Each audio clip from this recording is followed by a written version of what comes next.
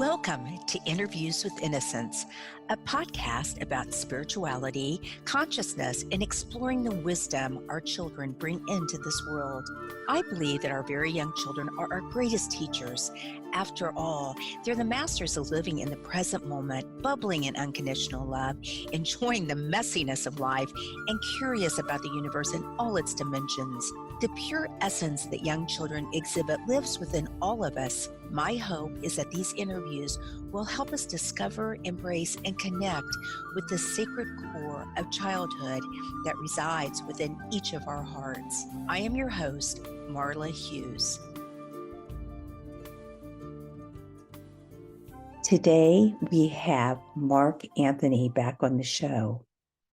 Mark, JD, psychic explorer, also known as the psychic lawyer, is a fourth-generation psychic medium who communicates with spirits. He is an Oxford-educated attorney licensed to practice law in Florida, Washington, D.C., and before the United States Supreme Court. He's a featured speaker at conferences, expos, and universities, which include Brown, Columbia, Harvard, and Yale. Recently, his latest bestseller, The Afterlife Frequency, is the gold winner of the COVR Visionary Awards and was up for a Pulitzer and ranked by prettyprogressive.com as one of the top books about faith in God. And welcome back to the program, Mark. Do you think that things are changing and we're going in that direction? I know they are. I'm part of Dr. Gary Schwartz's Soul Phone project, which is technology to communicate with spirits and the higher frequencies of the afterlife. And as much as I'd love to tell you about that, I'm not at liberty to discuss it. But an announcement is forthcoming. Is it? Well, I do get updates, so I'll look forward to that. So let's talk about your beautiful new book, The Afterlife Frequency. And you shared with me right before I hit the record button that you just found out it won an amazing award. Can you tell us about that? Yeah, I've been very humbled and honored by the reception to The Afterlife Frequency. It won the Coalition of Visionary Resources, the COVR Award. It won first place, the Gold Award. It was submitted for a Pulitzer Prize, and I mean, when I got the notification from Columbia University, I was floored. Film icon and legend Shirley MacLaine recommended it. That was just a tremendous honor. It was designated by prettyprogressive.com as one of the top books about faith in God. And the week of this recording, I was just notified that it has been nominated for an OMMIE, O-M-M-I-E, an OMMIE Award, which is sponsored by Om Times Media and iSpirit Media as Best Metaphysical Book of the Year. So it's impacted so many people in such a positive way, because it bridges the divide between faith and science. And it does more than that. I mean, it arcs the divide, because for centuries we've had, think of like a boxing ring. In this corner, we have people of faith. And in this corner, we have people of science. And, they've been at odds for centuries. But in the last 100 years plus, we've had the benefit of quantum physics. And quantum physics is beginning to prove that the concept of an electromagnetic soul, eternal life, and dimensions beyond our own are a lot more than fiction, and that they are indeed real. Wow. How do you think that will change the world? Well, the world needs changing. Yes. Here's the problem with the world. It's the people in position. Now, this is everyone listen, because this is a big statement. It's the people in positions of power because like you, Marla, I've traveled all over the world. I've seen the richest of the rich and the poorest of the poor and everything in between. And I think 99%, maybe 99.8% of the people on this planet all want the same things. They want someone who loves them. They want a roof over their head. They want, food on the table. They want their children to feel loved and safe. They want a neighborhood where they feel safe. They want job security. They want hearth and home. That's what people want. Yes. Unfortunately, powerful people who are bent on conquest, empire building, and everything is about ego. All right. The people that are in positions of power and they start these ridiculous wars, these conquests, these persecutions, they feed into fear. That's what the problem with the world is. And, we saw a glimmer of hope. And then this may sound very strange, and some people may not like what I'm about to say. But when the initial COVID lockdown happened, it was about six to 8 weeks, and people were staying home. And we were all afraid. We were very afraid. And what was happening? All over the world, all of a sudden, the scientists, the medical researchers were all sharing information and working together to let's find out what exactly this is. We know it's we know it's a coronavirus. How can we combat it? How can we develop a vaccine? So for a brief moment in time, the world's brain trust, instead of trying to figure out how to destroy each other, were actually working together. Well, people weren't using factories, fossil fuel usage was down. Suddenly, people in Mumbai, India, and Beijing, China could see the skyline because there was no air pollution. Dolphins were spotted in the canals of Venice, Italy for the first time in 400 years. In the US, park rangers started noticing resurgence of wildlife in areas they hadn't seen before. It was as if we saw that if we could put our brain trust to working to find clean energy sources instead of fossil fuels, replace those, don't limit our productivity and our dependence on technology, but clean it up, find more environmentally safe ways to produce food, and put our scientists working together to share their intellect and their discoveries, think what this world could be like. But then all of a sudden, we have to reopen the country. We have to do this. And we slid right back into our old patterns of behaviors. And here we are. So the problem with the world isn't the scientist. It isn't the everyday person.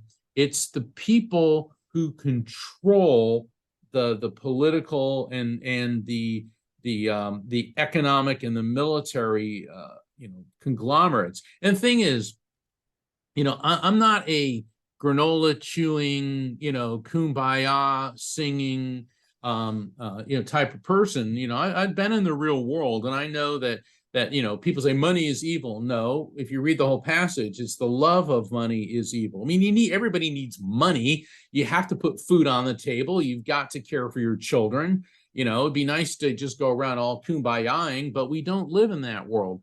And so if we could put our planet's brain trust to working together, that'd be great. And I want to go a little bit further here. I've been very, very honored in my life. I have met Neil Armstrong. I met Buzz Aldrin. I met John Glenn. I met Bill Nelson, who went up in one of the space shuttles, and he's now the head of NASA. And I met Mike Foreman, who was a pilot for one of the space shuttles. But I was privileged to have about a 20-minute conversation with John Glenn. It was amazing. I mean, there he was, and I was exciting. yeah, I was in law school and I just walked up to him and he was a senator at the time. I go, Senator Glenn, I'm a huge fan of yours. And he goes, well, where are you from? I said, and I told him and he said, oh, and he started talking about, this one Italian restaurant called Alma's. I go, yeah, we used to go to Alma's. And I said, what was it like? He said, Mark, and he was the nicest guy. He was such a nice guy. He said, when you're up there, and when I looked down and I saw the earth and how alive it was and how fragile it looked floating in this black void, he goes, I realize that's the only place we have to live. And what's amazing, Marla, is last summer when William Shatner, aka Captain Kirk, I think he went up and was with the Blue Horizon, he said almost the identical thing. Right. And got teary-eyed, and he was crying, and here's Captain Kirk crying, I never want to get over this. And I recall seeing Buzz Aldrin talk about that too. All the astronauts, Edgar Mitchell, who founded the Institute of Noetic Sciences, they all say that. And wouldn't it be nice if all these people that are so hell-bent on destroying us could just get that glimpse and realize, hey, guys, girls, this is a finite globe we're living on, and you guys can kill it. So true. Wow. I've actually had a few people on the show from the Noetic Sciences Institute, or Institute of Noetic Sciences, and I just find it's just so fascinating. To go back just a second for what you were talking about in terms of the changes when everything shut down over the pandemic. Yeah. David, is it Attenborough? Sir David Attenborough. Yeah. Okay, good. So I will put a link to his work, but his show, the day the world changed, or the year the world changed. It is exactly, and please, listeners, if you don't do anything other than just go out and watch that, it's just mind blowing. So much of what you just said. So I would love to talk about something in your book that I was just, it's so simple, yet it's so important. It's the raft technique for people to be able to, they themselves become more aware and connect to the spiritual realm. So can you tell us about that? Certainly. Not everyone's a medium or a psychic, just like not everyone's a world-class Olympic athlete or a great guitar player or a mathematician, but we can all do those things to varying degrees. And even though not everyone's a psychic or a medium, everyone is capable of having a psychic and mediumistic experience. And in the Afterlife Frequency, I explained the physiology, the physiological reasons why. But on a more practical level, Marla, I was trying to figure out, how do I explain this? And so here I was in my office, and I'm working at the computer, and I was working on the Afterlife Frequency, the manuscript for it, and I hit the dreaded writer's block. The thing that always torques me off is whenever I schedule an entire day just to work on my book, it's like nothing. It's when I got tons of appointments, that's when I get all these great ideas. So I'm sitting there, and the one thing I know about writer's block is walk away.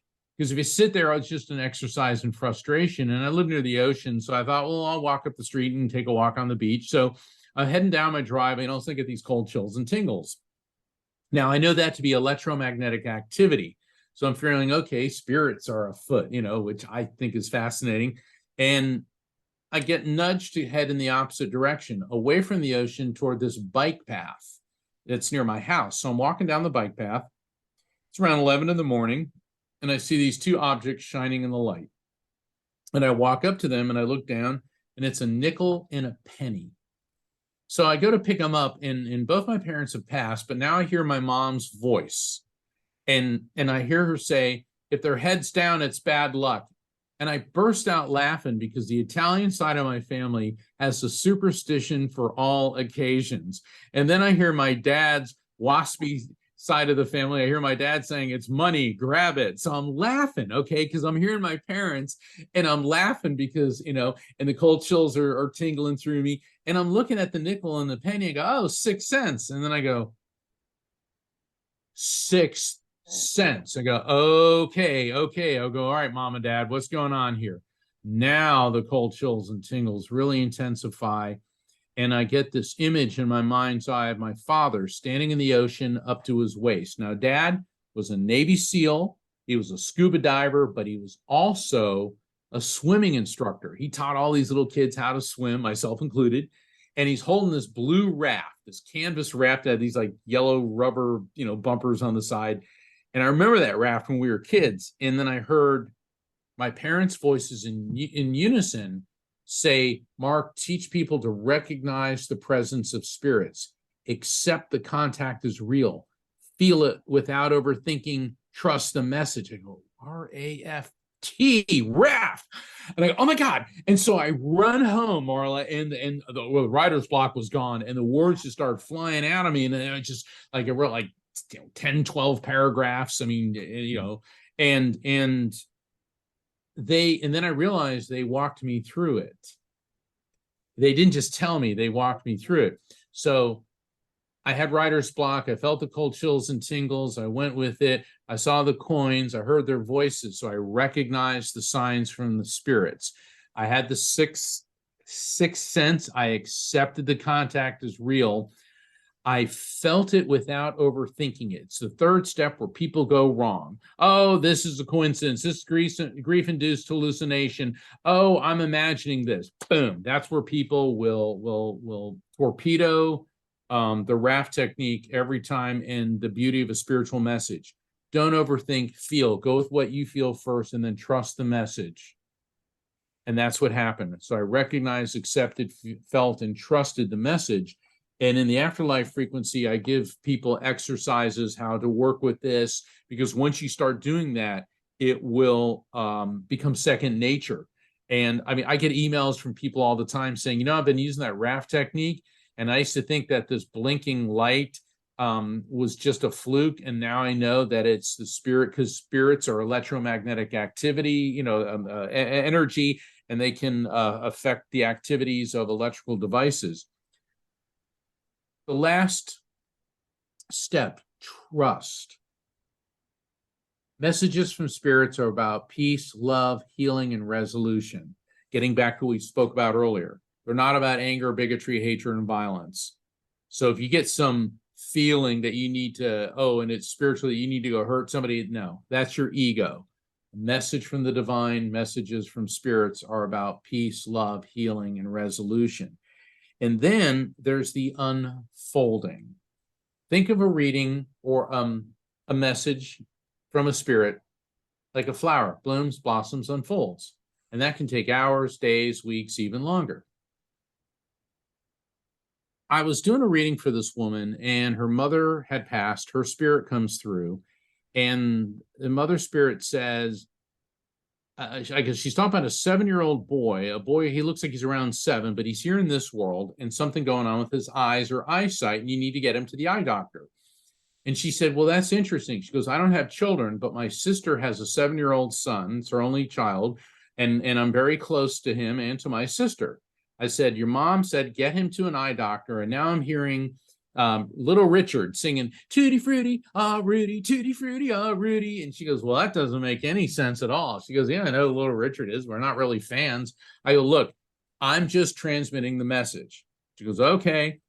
Well, a month later, Marla, I get an email, and she said, Mark, you're not going to believe this, but I told my sister, about what happened in the reading. She said, yeah, my son's been complaining about blurred vision, and I've been thinking about taking him to the eye doctor. Let's take him. And she said, so the three of us, my sister, my 7-year-old nephew, and I went to the eye doctor. And as soon as we walked in the office, on the radio, it started playing Tutti Frutti, Ah Rudy by Little Richard. Now, how yes, often do you hear that song? I know. And I love it when people say, oh, you just, that could happen to anyone. Really? Let's do the odds of that song out of all the songs. I don't think I've ever heard that song on the radio. But here's the thing. Let's examine this now using the science I present in the Afterlife Frequency. spirits being pure electromagnetic energy, and I don't want to go through a whole quantum physics lecture. And I want people to understand my book is not a boring science book. No, it's not at all. It It's reads like very a readable, very yeah, interesting. yeah, it reads like a juicy novel. I suffered through enough boring books in the practice of law. I'm not going to do that to anybody. So, an electromagnetic soul, spirits can see past, present, and future because since Einstein's theory of relativity, all the way up through quantum physicists today, it is believed that on the subatomic, the quantum level, and quantum is electromagnetic energy, which means everything. You, me, this book, the air we're breathing, the radio waves, this show is being broadcast on, the rings of Saturn are all at the below the molecular, below the atomic, below the electron, proton, neutron, but on the most basic electromagnetic level are all electromagnetic energy. And on the subatomic level, time as we know it doesn't exist. So the mother's electromagnetic soul comes through and says, hey, my grandson needs glasses or something's going on with his eyes, get him to the eye doctor. And to verify that you're doing the right thing, I am going to tell you which song will be playing because as electromagnetic energy, I can see or feel or know what's being broadcast on the radio, because guess what? Radio waves are also electromagnetic energy. And so when you see things like that happen, that isn't a coincidence. That is spiritual synchronicity. And just like my dad told me when I was an 8-year-old boy, everything is explainable, and ultimately that explanation will be rooted in science, even the spiritual. Yes. I know Dr. Mary O'Neill, who had a profound orthopedic surgeon, profound near-death experience, said that science and spiritual and the spirit, one cannot be itself without the other, that the science explains how and the spiritual explains why. And I just found it so, I thought that was just really interesting. And the frequency part, when you're speaking with spirit, from my understanding, is that their frequency is so high in the spirit world, and our frequency is, we have this mass and this heavy earthly body, and I'm assuming that as you begin to use more and more of this RAF technique, which I found it really interesting because the more I used it, I started getting those tingles. Yeah. I was so excited the first day that happened. I was like, oh, it's happening to me. It's really true. It's happening. And it happens more and more often. So you become more aware and more in tune. And your life really, how you walk in your life really changes, or it certainly has for me. Yes, 100%, 100%. The more well, it's like any skill. The more you work with it, the better you get at it. I mean, Michelangelo didn't paint the Sistine Chapel the first day that he started painting. Jimi Hendrix didn't, be Jimi Hendrix the first time he picked up a guitar. It takes time for people to develop the skills, and it's the same thing with spirit communication. And what it shows us, which I believe is very comforting, is that our loved ones in spirit are energetically connected to us because everything is energetically linked, and they know when we're grieving. They can feel that. It's what I call a frequency beacon. You're thinking about somebody so heavily, and you're emitting a thought, which is an electromagnetic impulse. Spirits pick up on that. Think of it like this. The other side is FM energy. We live in AM energy, all right? Two systems, both using frequency and vibration, but sometimes they overlap. All right, we raise our vibrational frequency, they bring theirs down, you get a frequency match, and that is the essence of spirit contact. Love it. So you were you were a child that definitely saw spirit, and which most children do. But if you could take a walk with your 5-6-year-old self what would you say? Buy Amazon.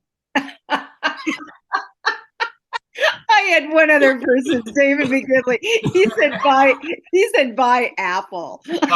Buy Amazon. Remember this: Amazon, Apple, Tesla, Netflix. No. What words of wisdom Um, and financial, spiritual words of wisdom, Bob? Oh, sorry. The lawyer. See, the lawyer snuck out of the cage. But that's a good question. What would I say to my 5-year-old self? I would say learn from Dr. Seuss. Why blend in when you were born to stand out? Okay? Be who you are. Don't be afraid to be who you are, but also don't be arrogant about it. Be humble, but be happy with who you are. That's what I would say. Beautiful. Well, Mark, thank you so much for coming on the show. And if people want to find you, how would they go about doing that? Well, it's go to my website, which is afterlifefrequency.com, just like my book, The Afterlife Frequency. And I invite everyone to, when they go to my website, to sign up for my newsletter. So it'll be up to date, because I always have something, some events happening. I'm traveling. I've got online spirit communication events. You can find out about my weekly show, The Psychic and the Doc, which airs every Thursday, 7 p.m. Eastern, 4 p.m. Pacific, and all times in between and on either side. Also, you can subscribe to Best Holistic Life magazine by visiting bestholisticlife.com. You can find all this on my website, also about signing up for readings and about ordering my books. So everything that you want to find out about what I'm doing and the services that I offer, please visit my website, afterlifefrequency.com. And Marla, I want to thank you so very much for having me on your show. I've been really looking forward to this. I know when we met at Helping Parents Heal and at the International Association for Near-Death Studies, you know, it was so quick and we only had a few minutes to talk, but we always had a couple laughs, and I'm glad that we had the opportunity to spend some time here. And I want to thank everybody for tuning in. God bless you all. Thank you, Mark. Thank you so much. And you have a great rest of the day.